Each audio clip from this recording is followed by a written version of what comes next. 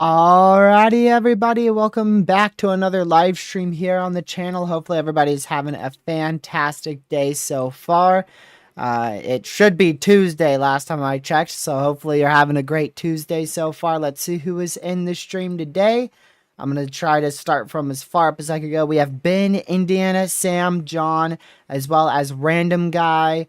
Let me go down a little bit more. We have Jalen, Edits Green, let's see, Lord, Ponderosa, Pete, Weather Demon, and everyone else who is in the stream who may not be chatting, just watching, or if you haven't chatted just yet, or if I missed you, welcome to the live stream. Glad to have you in here. Alrighty, let's go ahead and switch on over to our main screen, our main scene here. Make sure everything's good to go. My mic is a little bit too close. There you go. So yeah, we're going to be talking about the potential for severe weather today and tomorrow. We'll most likely be live covering our severe threat that you see on screen tomorrow. I'm not sure when we'll start up that live stream, but we'll go over the general time frame of when we could see the greatest tornado risk out here in Illinois, Indiana, and into southern Wisconsin. But first, I want to go ahead and just start with the official SPC for today. Just dive on right on into it here. So for today's risk, we do have a marginal risk for severe weather, level 1 out of 5 for Fort Dodge, Waterloo, Cedar Rapids, Des Moines, Iowa, Omaha, Nebraska, all the way down into almost Manhattan, Kansas there. The main risk for today is primarily large, or I should say rather small hail, about 1 inch to 1.5 inches in diameter being possible. Could see some isolated hailstones slightly bigger than that. Winds shouldn't be an issue. Tornadoes shouldn't be an issue today. So that is the good news. Just really a very, very late night, technically early tomorrow morning threat for some isolated small to large hail. Tomorrow is our main risk for severe weather for about the next 5 days or so. We do have a slight risk for severe weather over portions of Illinois and Indiana. I do think they could expand this a little bit more to the northwest, as well as possibly a little bit more to the southwest, depending on exactly where the threat does form. That's the question mark, exactly where storms will initiate out here.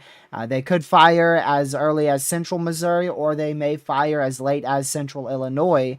Both the NAM3K and the HRRR show those different solutions. So we do have that level 1 marginal and level 2 slight risk for severe weather out of 5. That slight risk is primarily over Chicago, down towards Bloomington, Indiana, Bloomington, Illinois. and then going into Indianapolis, Indiana, almost all the way down to Evansville in Indiana as well. Main threats for this is going to be damaging winds as high as 70 miles per hour. Some large hail, potentially as large as 1.75 inch in diameter, will be possible as well. And we do have the risk for a couple spin up tornadoes. Right now, this is a marginal risk, technically a 2% tornado risk for severe weather. So I do think they will end up upgrading somewhere in this area to a level 2 out of 5 for tornadoes. That would be a 5% tornado risk. I think that could go anywhere from as far southwest as like Jacksonville and as far northeast as potentially as far as like northern Chicago. And then I also think that could go as far east as like Lafayette. So we could see, depending on how confident they are, we could see a big 5% tornado risk, somewhat the size of like that, for tomorrow's threat for severe weather. So I do think tornadoes are probably going to end up being your primary risk. Tornadoes, wind, and then hail will probably be your last risk for severe weather, going from the most threatening to the least threatening. So I think tornadoes will be the biggest threat for tomorrow. And then day 3, we do have a decent sized general thunderstorm risk out here in the East Coast. I don't think this will do anything. Maybe we'll be able to see an isolated wind threat. Maybe we could see a gust up to 40, 45 out of this, but that's probably pushing it right there. So don't really expect much out of that East Coast threat for severe weather, if you can even call it a threat for severe weather on day 3, which again is going to be that's for the 20th, so that's Thursday. Alrighty, well, let's go ahead and dive on into some model runs. We'll just go ahead and go right over to College of Do page here.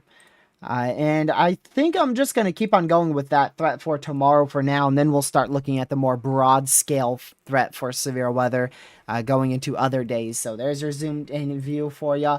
So this is using the 18Z HRRR model run. Not really going to see much in the overnight hours. Like I said, could see some isolated large hail embedded inside of some heavier rain showers out there for very early tomorrow morning. Really not going to see much. But the main thing, watch this, as we go towards Wednesday, about 1-2 p.m., we begin to see multiple semi-discrete cells fire out here on a dry line cold front. So you actually have, if we go here into your surface dew points, this is actually a dry line located back here. Your primary cold front is back in here with your low pressure right there. So you actually have and then, of course, you have your warm front overspreading the top of that. So you actually have a cold front, rather a dry line and a warm front setup. So right in here along that boundary, right in that area is going to be the greatest threat for all hazards. Wherever that may set up, like I said, the NAM3K, if we switch to the NAM3K, that actually has it being way, way more west and also a little bit larger too. You have quite a larger threat for severe weather there on the NAM3K. I don't think it would be that widespread. If we look at the NAM, you can see, oh, well, it actually does initiate as far south as St. Louis. So, no, this actually would be more of a widespread threat for multiple spin-up tornadoes here portrayed by your NAM3K. So, that would be definitely a more long duration threat for multiple spin-up tornadoes. Maybe even an isolated strong tornado can't be fully ruled out if we do get a strong enough lower level jet for tomorrow. And if we go and look at the 18Z HRRR, you can see the 18Z HRRR, like I said, that doesn't initiate till way, way over here and east central Iowa, central Illinois there. It initiates a lot more northeast than the NAM3K, which I think this is a more likely scenario than the NAM3K. Then watch what happens as we get towards 2 to 3 p.m. You can see we just get a line here of semi-discrete storms firing along that dry line. We can go right here. You can see that's directly on your dry line. So the HRRR has multiple semi-discrete supercells firing. So I don't know when we'll go live tomorrow. I'll just pay very, very close attention to it, and when storms start really growing upscale, we'll go live. I know in the video earlier today I said 6 p.m. However, the NAM shows the primary threat being closer to 3 to 6 p.m. So it depends on which scenario happens for tomorrow. We'll be live for it. And I probably, like I said, I'll probably wait till severe warnings, maybe even a tornado warning gets issued, because there is a chance that this just underperforms and not much happens at all. So we'll wait to see exactly how notable of a threat it looks like, and then we'll end up going live for it. I won't go live beforehand unless we end up with an enhanced risk for severe weather, and then I'll go live before things fire. But I don't think this is going to get an upgrade to an enhanced risk, unless it's for wind or hail, but I was talking about tornadoes there. So you could see just an isolated semi-discrete storm or two could end up producing potentially a strong tornado. The strong tornado threat will be relatively on the lower side. You can see your lower level wind shear here. You can see it's about, it's a little above 150. 150 is generally what we look for a strong tornado threat. So we're like right on that mark of a potential conditional strong tornado threat. But personally, I think we're dealing with more of multiple spin up tornadoes, and these are going to be very photogenic tornadoes too. So if you're a chaser out here, definitely not a storm system you're going to want to end up missing here. And right now, the HRRR, I think, trended a little bit more south with the main threat. Yeah, so compared to the 12Z HRRR, the 18Z actually shifted quite considerably more south. So that would still put Chicago right in the crosshairs of a potential tornado threat. But the main area for tornadoes would be all the way from western Kentucky all the way up through this region right in here. That's where your main tornado threat would be on the 18Z HRRR there. And I mean, not a bad environment. I mean, you've got supercell composite. Look at that. I mean, you've got supercell composite up to 8, maybe even as high as 9 if you could find the right pixel. So, I mean, we're looking at a good threat for tornadoes. It's not a low-end threat, definitely not a 2% tornado risk. So I do believe they're going to upgrade quite a large area to a 5% tornado risk at some point. And if we can see uptrends in that lower level wind shear, which I don't feel like it's likely. I wouldn't fully rule out a 10 sig tor, but again, I don't feel like that lower level wind shear is going to be strong enough for this threat. You can see how potent of an environment it actually is on the far northern side. It is definitely not a bad environment right at that dry line for a solid 2 to 3 hours. You've got a pretty good environment there. Dew points are on the low side, like very high 50s. Yeah, literally like 58, between 57 to 59 degree dew points there. However, your temperatures are also right near that, you know? So if your temperatures were at like 80, right? If your temperatures were at like 80 or 71 plus, then it would be more of a hail threat and a significantly less tornado threat. But your temperatures aren't all that high. I mean, you're at like 65 temps with 58, 57 degree dew points. So that's going to be enough surface-based thunderstorms to kick up that tornado threat quite a bit. The NAM3K, again, it does have it more to the west, but it also agrees with semi-discrete supercells firing. And like I said, it's considerably more to the west, potentially having a strong tornado threat as well. Again, just the lack in the lower level wind shear might save us from any strong tornado threat. So that is really good news there. But if I pull a sounding in front of this, I'm sure it's going to be a decent environment. We'll see what it says. This is with the NAM, which is a little less aggressive with your ingredients. It's not even close to as potent as what the HRRR has. So we'll see which way things trend tomorrow morning. But both the NAM and the HRRR, they both say a 5% tornado risk. So this is a bit convection contaminated, but I mean, a really, really good sounding. Your 3 cape's very lacking. Can I look at that on here? I cannot. So I do think your NAM 3K is not accurately portraying this, probably by any means. It's definitely underdoing the environment quite a bit. So I'll try again, and then I'll let you guys see the full sounding. Can I do the wrap? Yeah, let's do the wrap. The wrap is probably... Yeah, let's do the wrap model. Yeah. Let's definitely do the wrap model. Because the NAM 3K, I think, is underdoing the environment significantly. So let's do the wrap model there. Yeah. Jeez. I don't know if that was a good sounding or not. Where's that dry line at? That's what I gotta find. Yeah, so your dry line's right there. Got it, got it, got it. So let's just try that again. I'm gonna pull it as far west on that red as possible. And then I want to get one more right at the top of that instability the best I can. So that's your surface low back there. Your warm front would be up here. Yeah, I don't want to get one right on that greatest instability, like right here. Just southwest of Chicago. I want to get one more there. All right, let's switch you guys on over to this scene.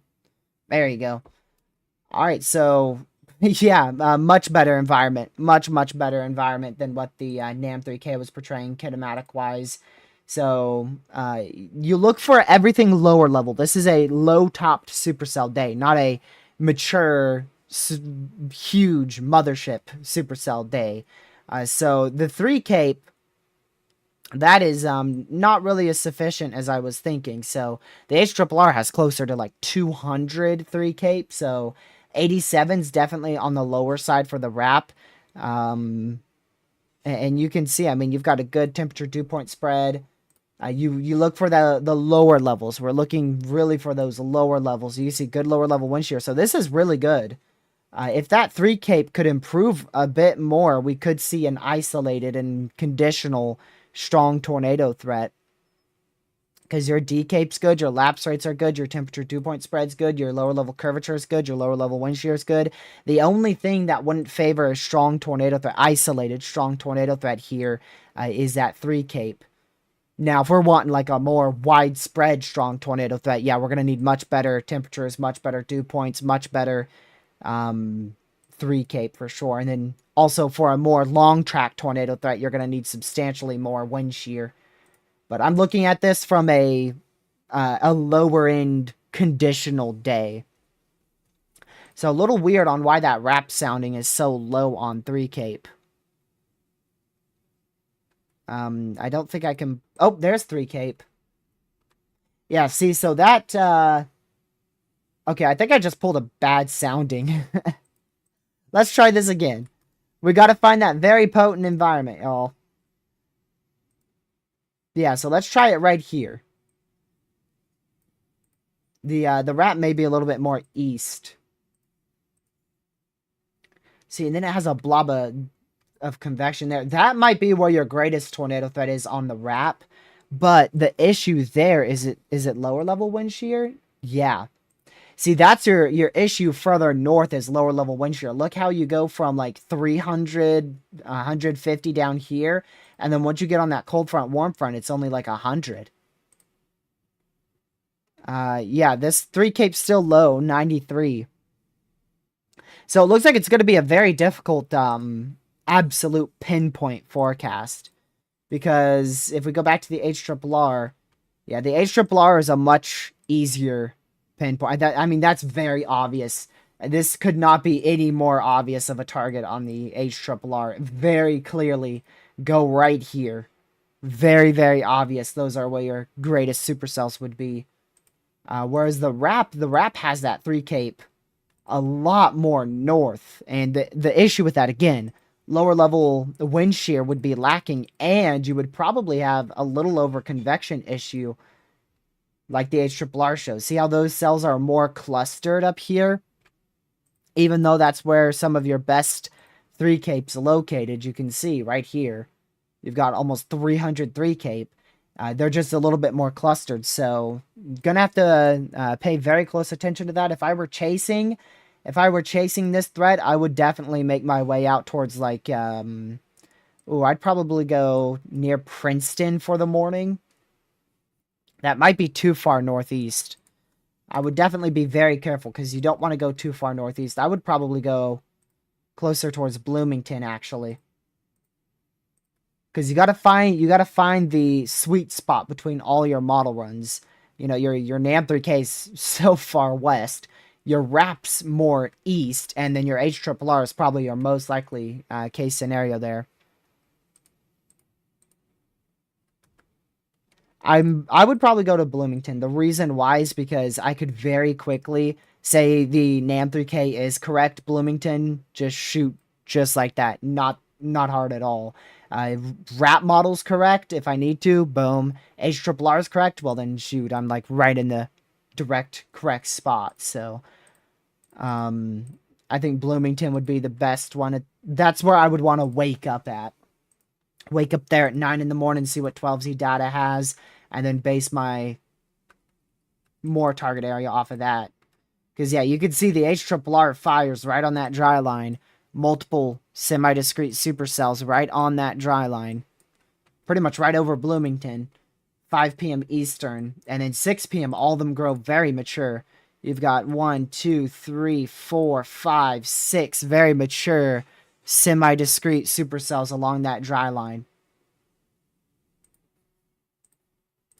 And again, if we look at dew points there, you can see that's your dry line, and you can see where those thunderstorms are actively taking up that environment right in here, because there's less dew points there, so they're actively using up that environment. So definitely not a bad setup. Just would have to watch which way the HRRR trends, and let's look at that. Yeah, see, that's just that's barely sufficient for strong tornadoes. So I don't think our strong tornado threat will be anywhere near notable. But if we could get like just a little bit more lower level jet and just the right supercell, which in the HRRR's case would be this one right in here, you can't fully disregard a isolated strong tornado threat. But it's going to be a very difficult thing to forecast for that greatest strong tornado threat. That would be difficult. You could see, again, look how far. There's your low pressure, your warm front, and then you have your dry line, and then your cold front's way back here. That's your cold front. So your cold front is way back here. You've got a well-leading dry line. So what that means is there's a better opportunity for discrete storms to initiate on that dry line. I didn't look at the wind vectors, but I imagine they're favorable. Any, many, miny, mo. All right, so there's your initiating boundary right in here. And the yeah, these are definitely most favorable right in here. Those are most favorable for semi-discrete activity. Up here, you're going to get too clustered. And then further to the south, you might get too bad on instability. So it's going to be that sweet spot. There's going to be a sweet spot for the greatest threat for tornadoes there for tomorrow. But regardless, I see a 5% tornado risk being added. They may do a huge 5%. They may not. But either way, it's a pretty good setup. I don't believe it is a traditional cold core setup. It is definitely not a cold core setup. Heck to the no. That is not a cold core setup. So it is definitely not a cold core setup there. With your low being so far back. This is a more traditional threat for severe weather.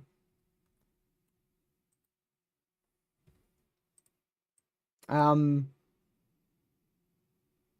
that the HRRR is a little bit more of a cold core setup. I will. Ooh, well, the wrap also shows that. See how that low pressure changes? That's what I was looking at. See how your low goes from here up to here? So it may be a slight cold core setup. The only reason why I said it was definitely not is because I thought the low would stay here, but I just progressed on with the frames. You can see that low, a new low develops here. So I take that back. That actually could be a cold core setup.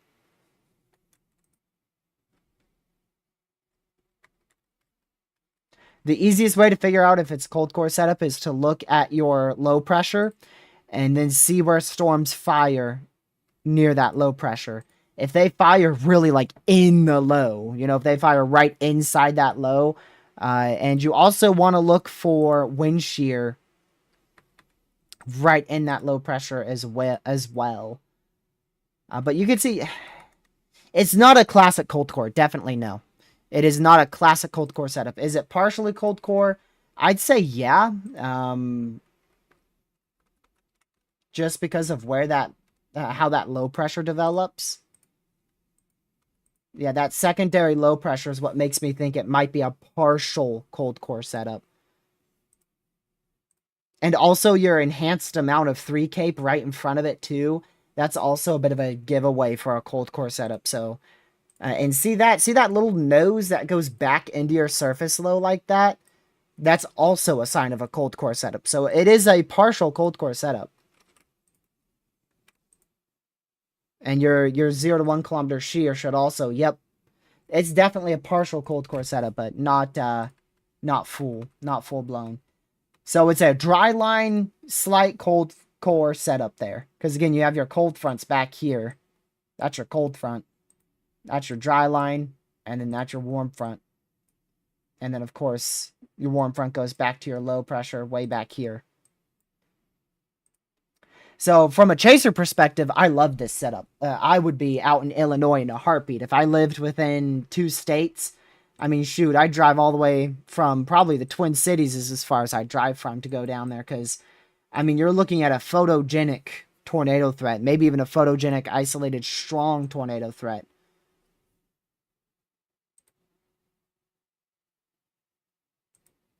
Also, another giveaway that it could be a cold core is the slightly lower amount of moisture, but that's really good moisture.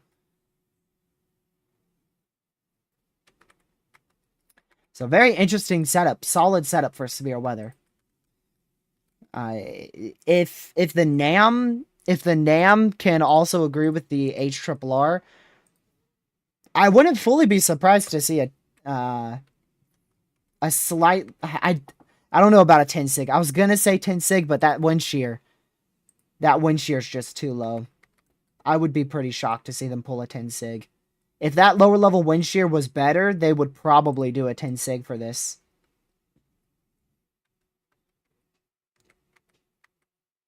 Because that's not bad at all.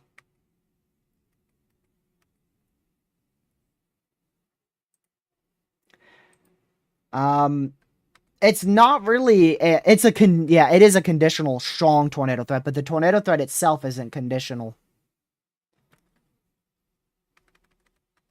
So we'll see which way the NAM 3K trends. If the NAM 3K overnight trends towards the HRRR, then that would be more sufficient.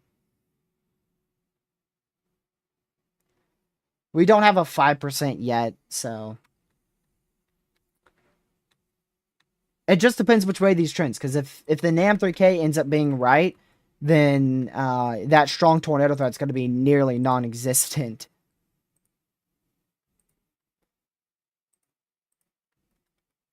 But either way, Central Illinois is the target for sure. Central Illinois. It's just a matter of where storms fire. If they fire a little bit more to the west, you want to go a little bit more on the west side of Central Illinois. If they fire more east, you're going to want to go a little bit more on the east side of Central Illinois. But solid setup for sure. Also, we do have blizzard warnings out. Blizzard conditions are expected. I'll go ahead and just briefly mention that. We're not going to spend a lot of time on that. So we do have a very large area under blizzard warnings all the way from northeastern Colorado through Kansas, Nebraska, Iowa, Minnesota. And it doesn't go into Wisconsin just yet. So very large area for blizzard conditions that are expected. Take a look at your official National Weather Service forecast here. And they are expecting the heaviest snow totals just north of Omaha, Nebraska, through much of northwest Iowa into southeastern Minnesota.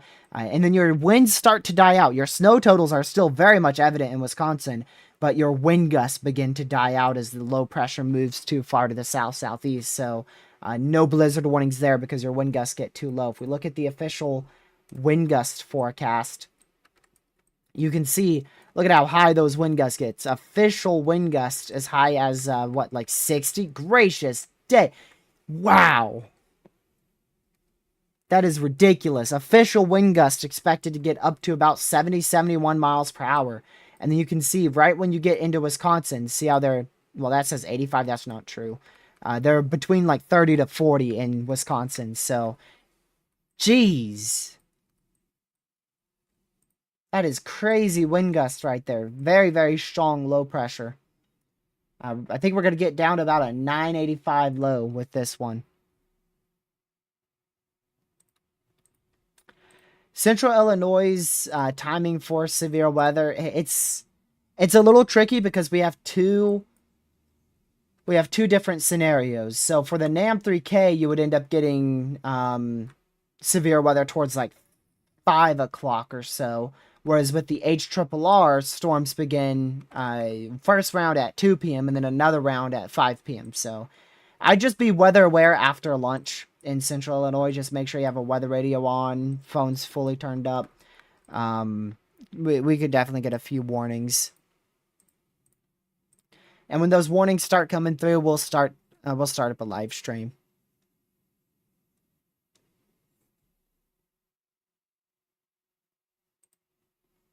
We'll start up a live stream when those warnings start to come through. Which I'm hoping that it will be slightly... There's not really a great time for any storms, are there? Nobody really likes storms. If I were chasing this, I would like it to be towards like 3 p.m. But the HRRR has storms firing off at 5, and then they cluster up at 8. So you don't get too nocturnal. They die off at sunset. After sunset, everything will die off, no matter what. We are not going to have an overnight threat with this.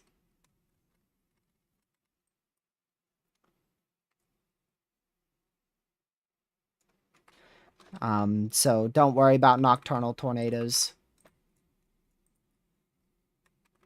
So I think you're far enough northeast to the point where you don't have to worry too much about tornadoes north of Chicago. The threat looks to be like kind of central Chicago pointing west.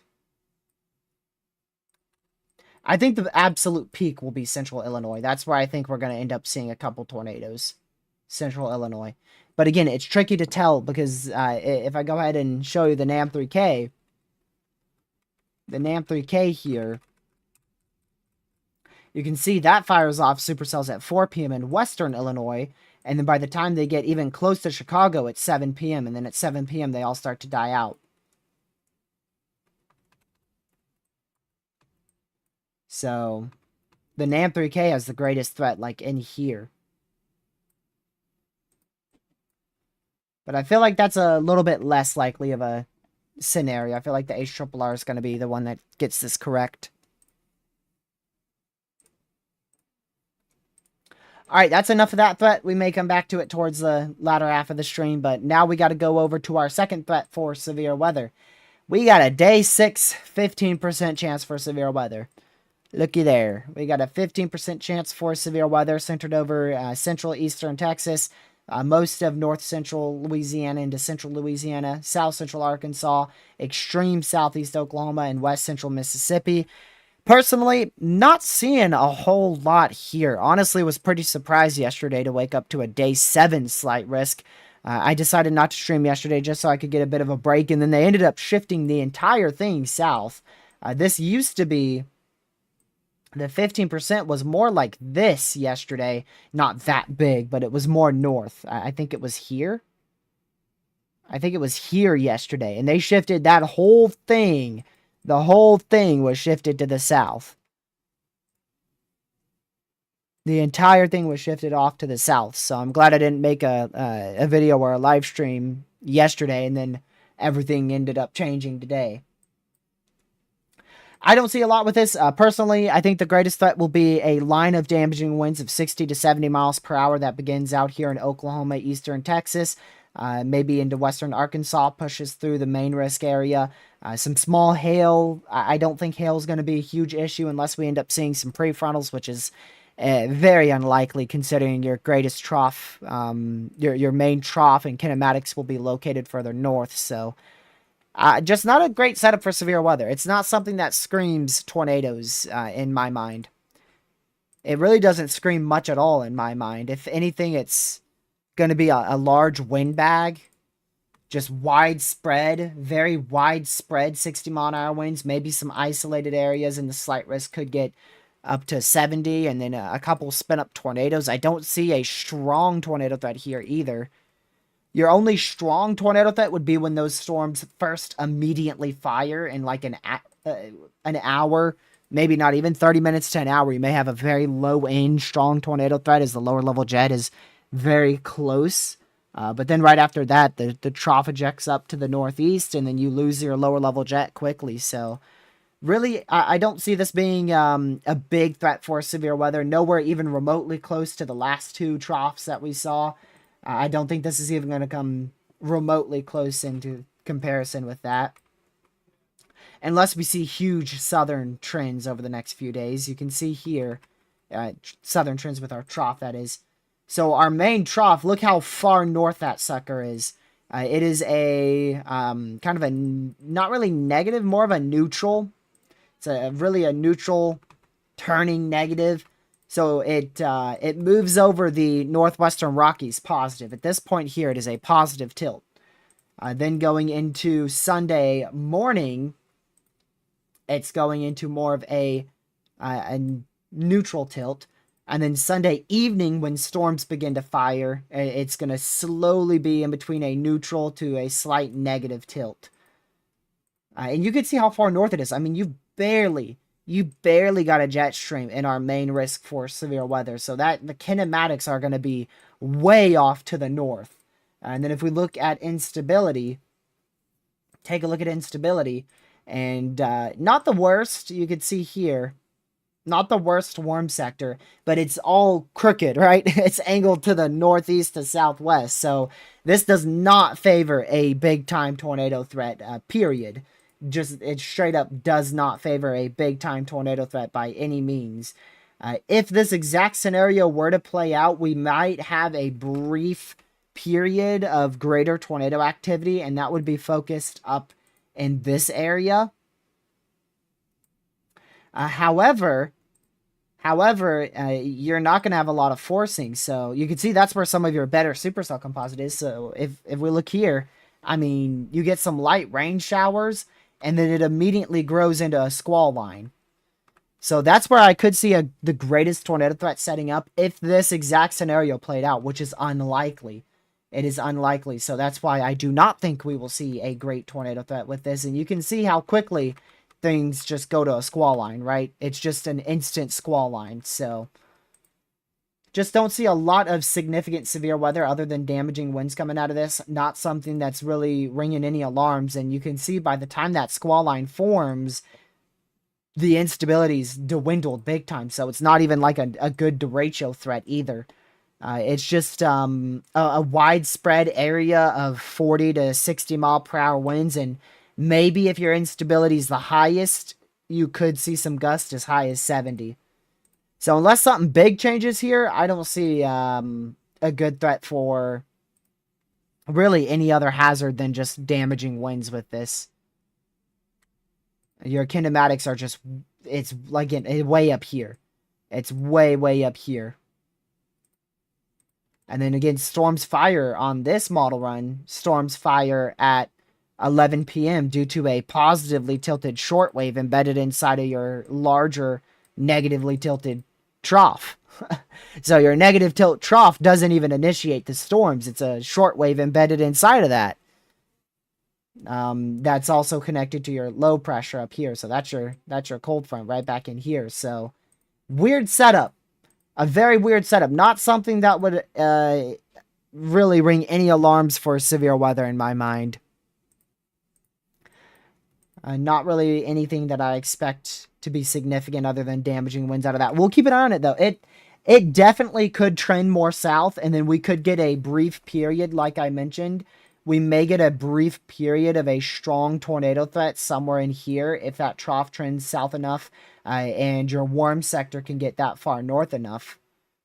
Yeah, you can see you do have some dew points there into the 60s, so if the GFS were correct here, we would have a brief period of a good tornado threat from about 5 to 8 p.m. in this area that I've circled here. And then it just rapidly grow upscale as that cold front comes through. So just not something that I'm very interested in. I'm way more interested in tomorrow's threat for severe weather than I am for Sunday's threat. I'm way more interested in this threat right here than I am for Sunday's. So we'll see. Definitely could uptrend though. Sunday could uptrend. We're far enough out to the point where since the threat's already pretty low, it could definitely end up uptrending to a bit of a higher end threat.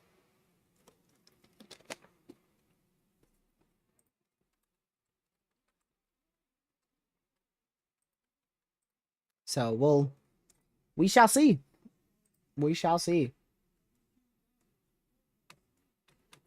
Just not something that I'm really interested by there. Oh, also meant to mention this. Let me go ahead and get rid of these warnings for you real quick. Just for anyone who didn't tune into the video earlier, or watch the video earlier. Here is our WSSI. This might have updated. It definitely did update. If this isn't the wrong one. Because Radar Omega is so behind on data, it wouldn't surprise me if it's using completely old data here. Nope, this is the newest data. So for once, Radar Omega's got updated data here. So you can see a major blizzard is expected across most of Nebraska into Kansas. They used to have, it used to have an extreme risk out here. Maybe it has 1 pixel of it. I don't even see 1 pixel of it anymore. So we're generally just looking at a very widespread major blizzard across much of Nebraska, northwest Iowa, into southeastern Minnesota. So this is your level 1 here. Your level 1, level 2, level 3, level 4, and we do not have an extreme risk 5 anymore on the WSSI Winter Storm Severity Index. I thought we were done with winter storms. This, honestly, I didn't even see this until the blizzard warnings came out. When the blizzard warnings came out, I got a notification for blizzard warnings. I was like, oh, what, huh? Blizzard? Where? Iowa? Normally when I get those this time of year, it's like in the Pacific Northwest or something for the atmospheric rivers. But that one was different. And then it got my attention. I'm like, shoot, I should make a video on this today. I was not weather aware. I was not weather aware. Winter won't go away. Yeah, exactly. I thought we were really relatively done with winter. I kind of forgot about it.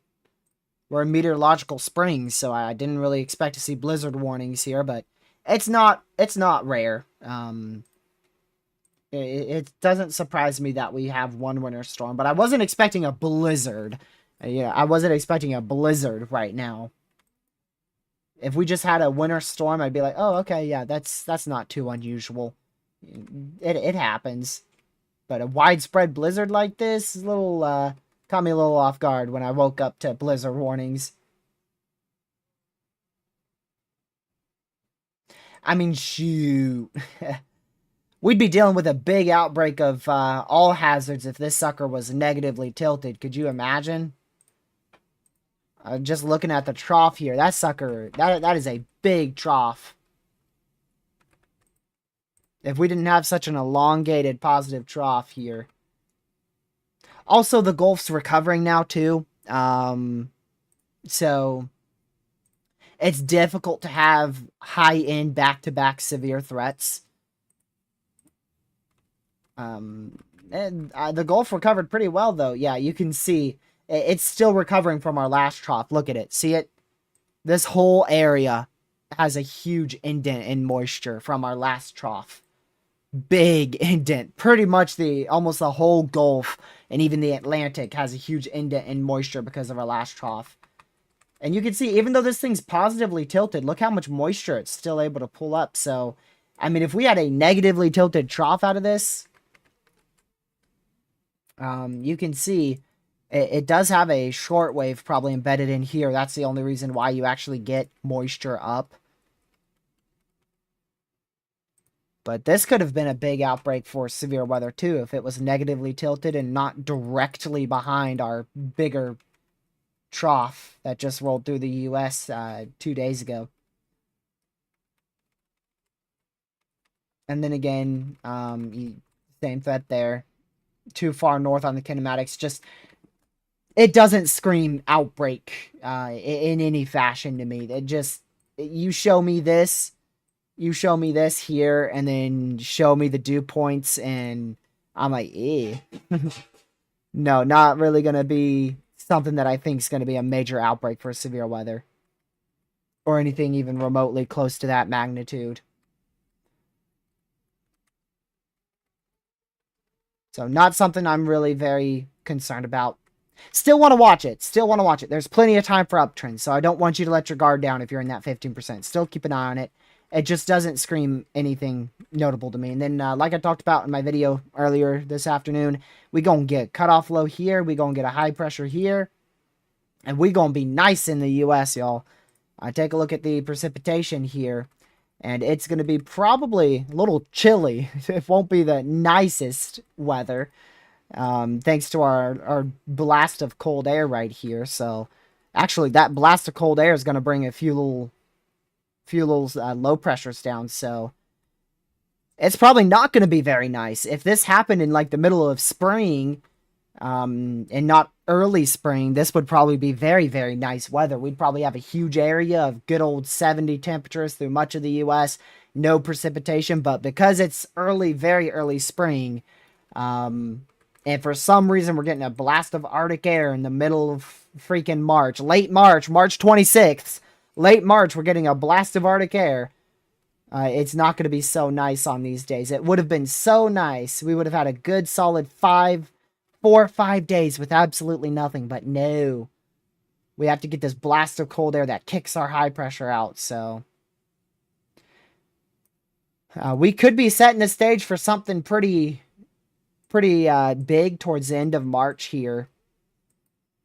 Or beginning of April, depending on how our pattern plays out, but either way, I don't see any significant, like, big outbreaks on the horizon. There's nothing that really screams huge outbreaks throughout any of our ensembles or any of our models. We're going to have those 2 smaller scale severe threats. Obviously, we have our tornado threat tomorrow that I'm quite interested in, but storm mode could easily screw that up. And then going towards March 23rd here, your kinematics too far north compared to your thermodynamics that are far south. And then going even later in the month, we get that cutoff low, so that prevents any troughs. I mean, you're trying to get troughs that want to sneak through here on the west side, the western side of the U.S., and that cutoff low just says nope, and it slings them up into Canada. It slings them up like this. And then finally, once that low begins to move, you can see your jet stream does start to move a little bit more like this. But no major severe threats on the horizon for the rest of March. It looks like that cutoff low is going to save us from any notable threats for severe weather. We do want to watch the very end of March, extreme beginning of April. We may get a little trough that sneaks in after this cutoff low ends. That's the only problem. That's the biggest problem with these breaks. Whenever you have big breaks in weather activity, it's something's building. Something's building. If you look here, look at that. Look at that. Something's gonna knock all this moisture off, and it's gonna be a big threat for severe weather. It's gonna knock it all out of the U.S., and when that does, you're gonna get a good cold front. You're gonna get a good trough that swings in negatively tilted, and something's gonna clash right here and cause a big threat for severe weather at the end of March, beginning of April. And I mean like the last 2 days of March. We ain't talking like the 26th. We're talking like the last day of March. I mean, look at that. That is a prime gulf right there. That is a prime gulf. And you can see the 12Z GFS slings it in, and boom. You get a big clash of a strong low pressure, huge open warm sector, huge warm front like that. That negative tilt trough is just pulling in a bunch of moisture on March 30th. And then you just get a very widespread, significant, severe outbreak there. A huge open warm sector, 2,000 to 3,000 instability across much of it. So, is that going to happen? I can't tell you. It's all going to come down to how good that trough is, which right now it doesn't look It doesn't look like the perfect trough, but you don't need the perfect trough for that. If you have that good of kinematics, or rather that good of thermodynamics, and you just have any forcing mechanism like a cold front here, that if we look at precipitation, you can see that's going to ignite severe weather all the way from southeastern Iowa all the way into Texas. Even though that trough is terrible, not the best trough, it's still going to ignite a large area for severe weather. But that's far out. If we look at your ensembles, Really, I can try to see if you guys see any indents. I don't see really any indents here. I see that's the only little signal we have. We have a little signal of 40 to 50 knot jet stream there, and that's it. It's just a little signal for severe weather. But you can see the confidence in a cutoff low here is very high. So we're gonna see something big at the end of March. It's just a matter of how big. You can see if we look at maximum supercell composite, some of them have it going very big. Some of them have it going very big here. But our mean supercell composite, which we normally use to detect long range severe threats, you can see that it's definitely hinting towards a little signal there. Also could use EHI too. Probability of EHI there, which is energy helicity index. That's instability overlapping with wind shear. You can see that definitely hints towards the southern and central U.S. So there's definitely a signal. There's definitely a signal. I just don't know how big it's going to be. And look at some of your ensembles. I mean, really, all of them, a lot of them just have a huge severe threat. At some point at the end of March or beginning of April. I don't see point out one ensemble that doesn't have a big severe threat somewhere. Maybe Ensemble 9 doesn't have anything big, but every last one of these has a big threat for severe weather, either at the very end of March or the extreme, like, first day of April. Nope, Ensemble 2, big threat on the 28th. Ensemble 3, let's pull that back more. Ensemble 3, oh, well, hold on. You do get a threat on the 27th. 27th there. So that might be Ensemble 3. I don't know if that's a very big threat, but it is something. And then Ensemble 6. West Plains Insanity there. West Plains Insanity. On March 29th.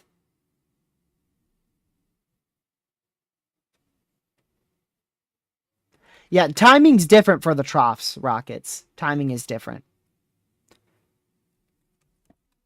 Timing's different for the troughs, so...